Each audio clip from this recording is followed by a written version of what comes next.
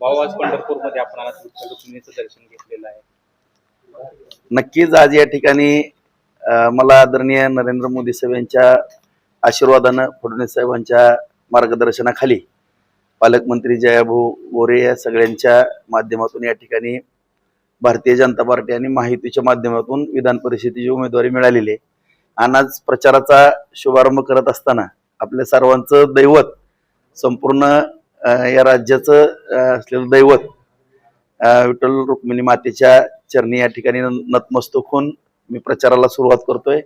त्याचबरोबर या ठिकाणी आदरणीय ज्यांचे मला पूर्वी आशीर्वाद सातत्याने मिळाले, आदरणीय सुधाकर परिचारक मालकांचं पण या ठिकाणी दर्शन या ठिकाणी घेतलेलं आहे. माझे सहकारी मित्र आणि मार्गदर्शक परिचारक मालक प्रशांतजी मालक, त्यांनाही जाऊन भेटून आलो, उमेश मालकांना भेटून, आणि सातत्यानं मला त्यांनी सगळ्याच जडणघडणीमध्ये सातत्याने परिचारक करण्याचं पण मला एक मोलाचं सहकार्य आणि आशीर्वाद लाभलेले आहेत.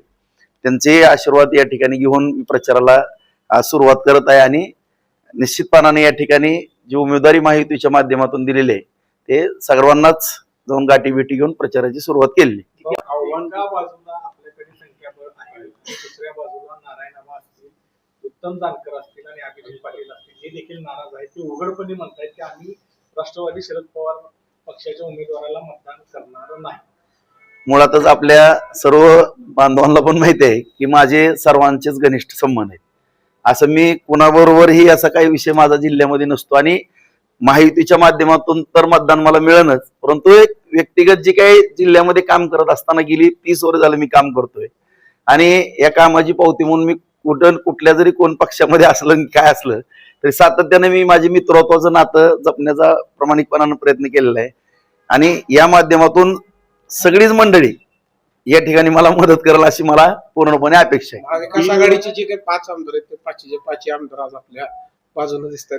2 खासदार नाही आहेत, काय आव्हान करा? नक्कीच या ठिकाणी सगळे आमदार पण शेवटी काम करत असताना, आदरणीय फडणवीस साहेबांच्या मार्गदर्शनाखाली काम करत असताना मी सगळ्यांबरोबर, मी बघा सांगितलं, संबंध चांगले ठेवलेत. कारण कोण कुठल्या वेळेस मदतीला येईल, आणि सातत्यानं सोलापूर जिल्हा असेल किंवा धाराशिव जिल्हा असेल यामध्ये संबंध मी चांगले निर्माण केलेले आहेत की कधीही कोणाची गरज पडते.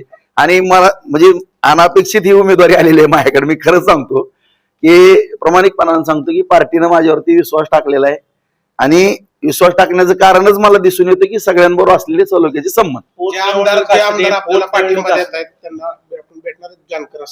हो, सगळ्यांना भेटणार. आता शेवटी मतदान घ्यायचं म्हणल्यानंतर सगळ्यांचे आशीर्वाद घेणं, सगळ्यांच्या गाठी भेटी घेणं ते उमेदवाराचं कामच असते. पोट निवडणूक असू दे किंवा विधानसभा असू दे, परिचारकांना थांबवले, आता सुद्धा चर्चेत नाव होतं. कुठेतरी त्यांच्यासाठी कुठेतरी तुम्ही हे करणार आहे का प्रयत्न, किंवा त्यांना? माझ्यापेक्षा मोठा वशिला प्रशांत मालकांचा आहे. म्हणजे मला सुद्धा, म्हणजे तसं आदरणीय फडणवीस साहेबांचे माझे जुने पण संबंध होते, परंतु ज्यावेळेस मला भारतीय जनता पार्टीमध्ये न्यायचं ते प्रशांत मालकांनाच घेऊन गेलेले मला. त्यामुळे मला ते फार सिनियर आहेत. आणि शेवटी आम्हाला सगळ्यालाच माहित आहे की मालकांचं काय फडणवीस साहेबांचे अत्यंत राजकारणाच्या पलीकडचे संबंध आहेत. मी सातत्यानं आम्ही बरोबर असताना पाहतोय मालकांचा एवढा माझ्यापेक्षा, ह्या पदापेक्षा कितीतरी मोठा मान आहे. आणि ते त्यांचा सुद्धा प्रचंड मोठा मान भविष्यामध्ये होणार आहे, त्याची मला पूर्णपणे खात्री आहे.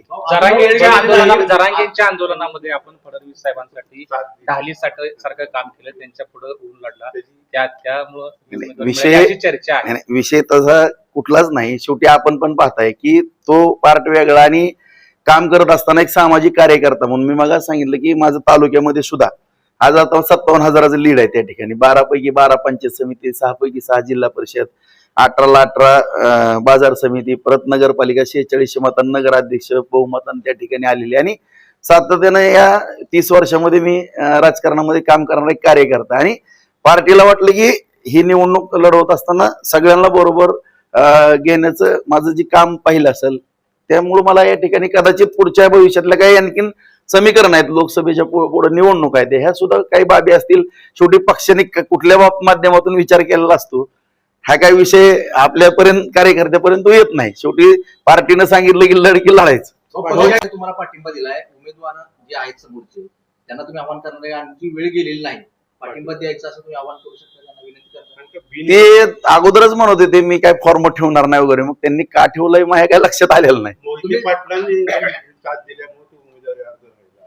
नाही आता हे जिल्ह्यातलं कोणाचं कसं राजकारण आहे हा भाग वेगळा आहे, परंतु मी माझे तर संबंध सगळ्यांबरोबर चांगले ठेवण्याचा प्रामाणिकपणे तुम्ही त्यांना बोलणार विजयदादांची किंवा मोहिते पाटलांची आपण भेट घेणार आहोत. नाही, मुद्दा आता त्यांचं कशा पद्धतीनं प्रचाराची रणनीती आहे किंवा त्यांना मी बोललेलं आवडल का नाही आवडल किंवा त्यांच्या उमेदवाराचा प्रचार करताना त्यांच्या काय बाबी असतील ह्या सगळ्याचा विचार करूनच पुढचे निर्णय घेणं योग्य होईल असं माझ्यासारख्या कार्यकर्त्याला वाटतं. 616 मतं आहेत. किती मतं आपल्या सोबत येतील असं विश्वास वाटतो? मला कमीत कमी 550 ते 550 मताधिक्य एवढं मिळेल असं माझा आत्मविश्वास आहे. रणजितसिंह मोहिते पाटलांशी काय संपर्क झालाय? भाजपचे आमदार आहेत, तुमच्यासाठी काय प्रचार करणार आहेत काय? नाही, अगोदर काय मी त्यांच्यावर बोलणं चालणं चालूच असते ना, त्याच्याबद्दल काय नाही. ह्या माध्यमातून नाही. आता शेवटी त्यांनी त्यांच्या पक्षाचा वगैरे उमेदवार उभा केल्या म्हणल्यानंतर ते त्यांचाच प्रचार